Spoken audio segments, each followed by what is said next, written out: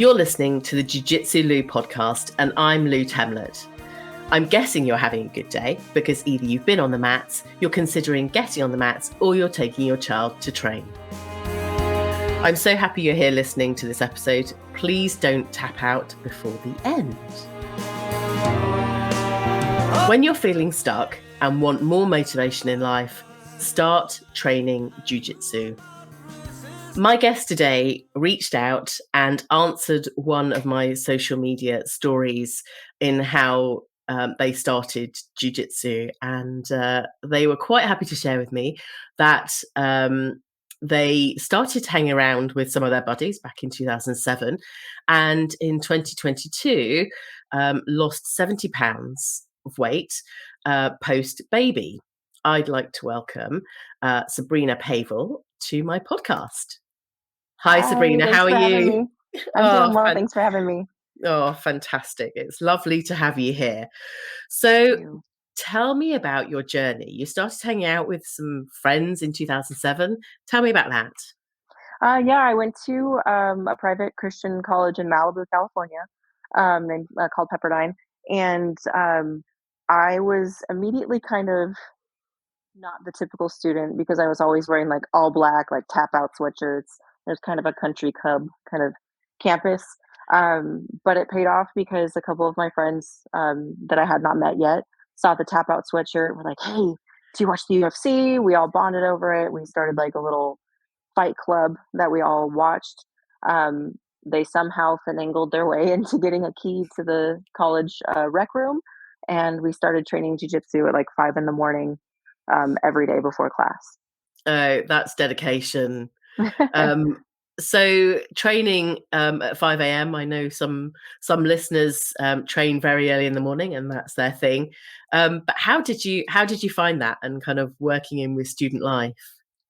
Um, it was a challenge. I think I was a freshman in college at the time. So, my hours were wild anyway because it was like the first taste of freedom. And so now like going to college and starting to train and needing sleep was a whole different thing. I don't think I could do it now, but at the time it worked out. I hear you. I hear you. So were there any days or many days where you were out student, parties, nightclubs, whatever, and then straight onto the training mats in the morning? Not typically that year because I think I was only 18. And in the US, most of the clubs are like 21 and over. Of So I was course. still pretty central to campus. But yeah, I even so, I just, like I said, I don't think I could do it now, even especially with two little kids. So, but, but at the time it was perfect. It got me into the world and it really, started to scratch an itch that I didn't know I had. That's really nice. I love it when people get interested in jiu-jitsu and they've never come across it before and they are just involved. And I think that's the story for many of us. Mhm. But have you trained consistently since 2007, or has there been some on and off time? There's been a lot of on and off time. I trained with them for about a year, and then I studied abroad later, and life just kind of changed. Um, I stopped training in jujitsu consistently until about 2011, when I moved to Portland, Oregon.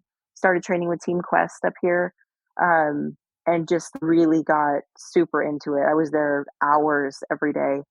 Um, Took a break when I had my baby, came back, got my blue belt. So of course I disappeared for, as the stereotype is, I disappeared after getting my blue belt for a while and then came back. So up until this last year, I guess beginning of 2022, I this point where I didn't feel comfortable in my own body after having a baby and I knew I had to change something. So I came back to jujitsu. Um, and I was ready to level up just in everything, in my dedication to it, in potentially competing, all of it. And so I started training probably an hour a day to begin, Yeah. 5 to 6 days a week. And then I would say by summer, I was in there 3 to 5 hours a day, 6 days a week. Wow. So That's some dedication. I love it. I don't get the opportunity to train quite so many hours, but if I had the opportunity, I would be there. Maybe that's on my to-do list actually. Maybe that's shifting my lifestyle to train more jujitsu. So I know one of the things you mentioned about feeling stuck prior to starting jujitsu, or kind of throughout, and it helps you find your motivation and give you more mhm. motivation for life. Tell me about how that felt. Yeah, that's been really at multiple points in my jujitsu journey. When I first started jujitsu, like I had said, I had just started the university. I didn't have any friends. It was a new environment, a new state. Um, it was just complete. Everything was new, and so to be taken into this little fold, this little club with my friends doing jujitsu, really helped motivate me to get out there, to be more social, to make more friends. Helped me stay fit and not gain the stereotypical freshman 15. Yep. Um, so that helped. Then when I started again, when I moved to Portland, again I had moved to a new state and a new city. I didn't know anybody, and I knew that I really wanted to be involved in the MMA world in some way, shape, or form. And I was working professionally in the MMA world for a clothing company that sponsored the UFC prior to the whole Reebok deal. Um, and so that really, I got to interact so much with so many athletes. The internet was different still, even though it's only, 10 years ago. The internet was so different. Everybody was so much more Yep. attainable. I feel like Yes. I was friends with all these professional fighters. I was getting all these resources, and it was just amazing and helped me find my way. And Yeah. then with my son, I really had lost who I was. I had horrible postpartum depression.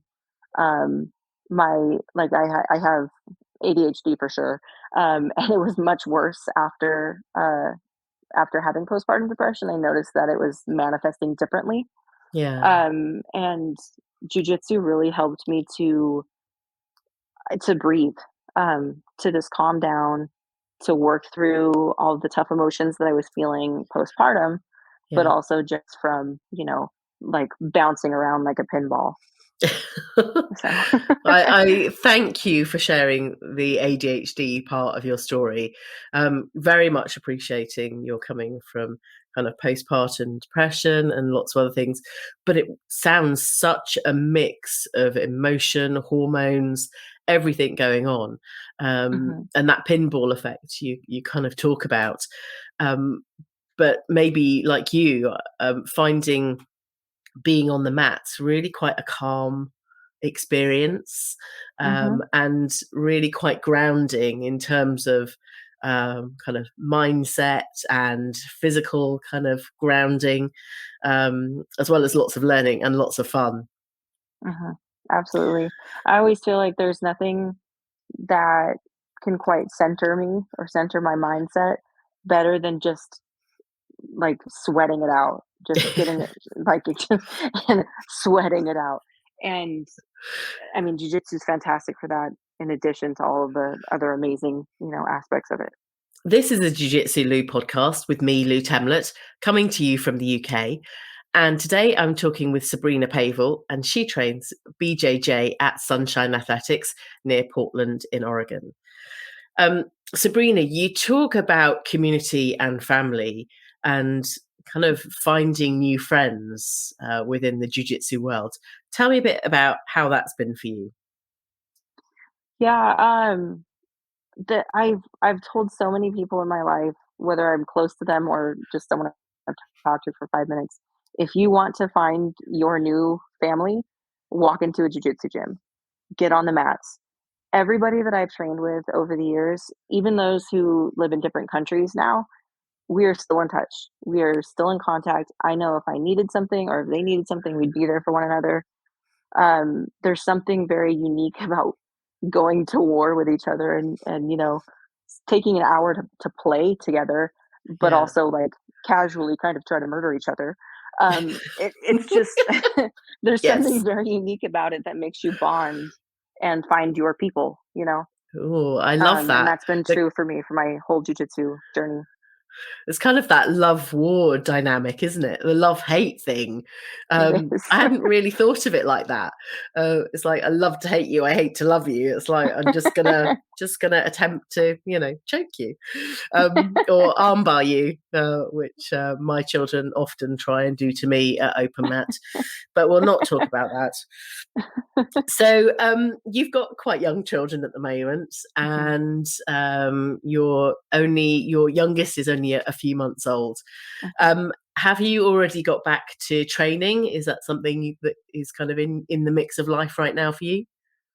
I have been constantly messaging all of our coaches in a group chat, like, every week, like, "Hey, guys, only 20 more days. Hey, guys, only X more days." I had a repeat cesarean, so I have to wait. Now I'm approved by my doctor to go back. I'm just visiting my family, so as soon as I'm back in Portland, like, the first day I'm back, I am on the mats. I did try to do a forward roll, in my parents' living room this week, and it didn't go so well, so we're gonna Oh see. no. We'll see how it Okay. goes. Yeah, don't I always every episode so far is I've talked about legs overhead. Being a larger lady, I do struggle with that. Being so much front facing apparatus, it's quite a challenge. But that's fine, it's getting less. But yeah, the legs overhead. Um, I shouldn't be so bold as to say, have you mastered that one? But not until your C-section's healed up, please. Yes, I Not front roll, I yet. was like, "Okay, I can do 2 in a row." Backward roll, I was like, "Oh, okay. We're gonna need to work on this a little bit." Oh, I love it. I love it. We talk about being on the mats and it being quite playful. And I know both of us as parents and women on the mats, actually, it's a really safe space to have fun and to learn with other female kind of, you know, people that train jiu-jitsu. What do you call females or people that train jiu-jitsu? Because in my last episode I said I talk about, jiu-jitsu superheroes, but what is there a collective term for people that train jiu-jitsu? I've seen a lot of people calling themselves like, at least the women call them jujiteras or Jiu- jujiteras, I think, or something like that. I've seen that. Jiu-jiteras. Yeah, I've seen Mm, that. I don't know if that's like a like a official term, but, okay, we'll have to come up with something that's yeah. generic enough for everybody. If I anyone's call got any my suggestions, teammates I call my teammates my grappling yeah, dummies. So okay, that's fine. Yeah, I think I would be the grappling dummy to some of my teammates, I'm afraid, same. not the other way around. So I've been training for a while now. I've been promoted to a 4-stripe white belt, which I feel very proud. But equally, in the last episode, I was like, I don't deserve my 4th stripe. I don't know enough. I don't feel like I'm equipped enough to be at this level. And of course, it's not my decision. But tell me about your transition through white belt to your blue belt, where you are now, and how that has been for you. Yeah. I had started off focusing so much on submission wrestling and no-gi that belting wasn't really on my mind until I started working in the gi more, in, like, 2019, maybe late 2018. Um, and I had a solid background from my no-gi experience, um, but I had joked so much with my professor, Chris Lencioni, about not wanting to be promoted to blue belt. It was like a constant, like, just running joke that I was never gonna be promoted. We called me a super white belt. I was Okay, gonna be a white like belt for that. life, and, I just didn't want the target on my back, and at the same time, major imposter syndrome. It's just Yeah, like, I don't deserve it. I'm not good yeah. enough. And so Chris actually called me, because I do some photography, and he called me one day and he's like, "Hey, I'm doing promotions for the kids. Can you bring your camera and just take pictures of all the kids?" And I was like, "Oh yeah, sure." He's like, "Hey, you need to wear a gi because you're going to be on the mat." I was like, "All right, whatever." So I showed up and he promoted me to blue belt. Oh. I was like, "You sucker." Like, Yeah, you walked like had to straight. trick me into it. Yeah, Sabrina, you walked But straight into that one, and you did you I have should have seen any it idea? coming. Oh well, that was a really lovely way. Did you do a selfie with your professional camera though? As that's what I want to know. I did not. I think I was so shell shocked by everything. I was like, "What is going on?" So, but yeah, I was honored to be promoted, and I've had my blue belts now since October 2019, um, and Chris and Ryan, who was our other black belt professor at our academy, promote or gave me 3 stripes. I want to say last summer, like a couple months before I was got pregnant, Yeah, and I remember being like, I did martial arts as a kid. I've been through the belting things with other forms of martial arts, and it was never a big deal to me. yeah, And this was such a big deal to me. Like I was finding myself mm, choked up. I had to like joke with them so I wouldn't cry, mm, because there's so much more to it. There's so much that you put into it, and jujitsu is really special because there is this intimacy that you feel with your team, yeah, and they see you at the highest of highs, they see you at the lowest of lows, and it's like life in yeah, a 15-minute snapshot. yeah, So yeah. it's just it meant a lot. Yeah, you bring back some thoughts for me. The highest of the highs usually is being promoted and feeling like in shock, or someone seeing a fantastic move that you pulled off and you actually Hmm. managed to achieve the move that professor trained that night. Hmm. That's a win. That's always a win for me if you can get that during rolling. Absolutely. But the lows as well. I don't know whether you find being a female throughout the month of my cycle, I just get massive hormone surges that make me feel so overwhelmed. Hmm. Sometimes having to walk off the mats because I'm in tears. Yeah. But actually, it's a really calm space to come back in, and nobody really knows what's gone on, and you kind of keep it in your own space, and you can share it with the ladies afterwards in chat or whatever.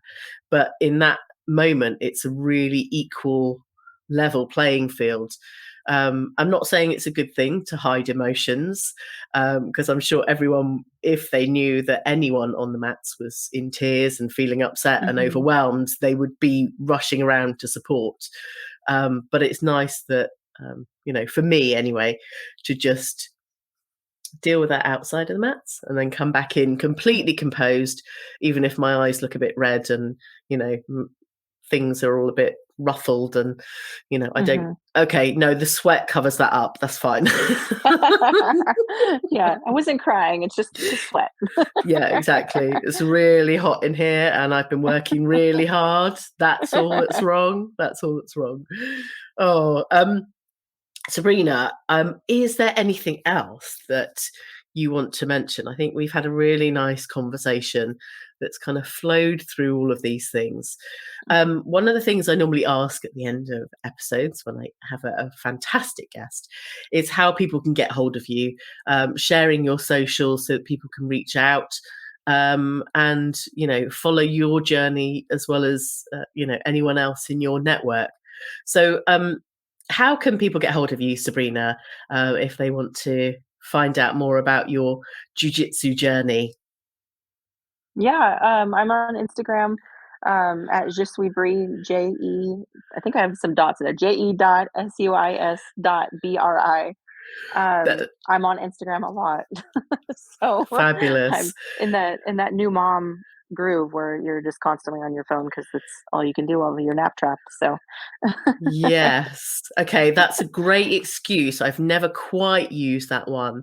Yes. I'm adopting that one now. I've kind of niched into, my socials, equally have dots in between, Jiu-Jitsu Lou.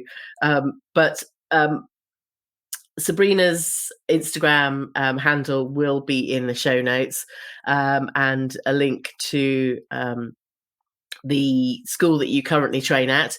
I do know that you have a kickboxing background as well. Tell me a little bit about that. Yeah, I started kickboxing, striking when I was, like, 5, and I'm oh gosh, I think I told you before it was like 27 years. That's like 31 years. Oh, um, so I've been doing it for over 30 years. And Wow. I coach a mom's class. So we call it the Mom Squad.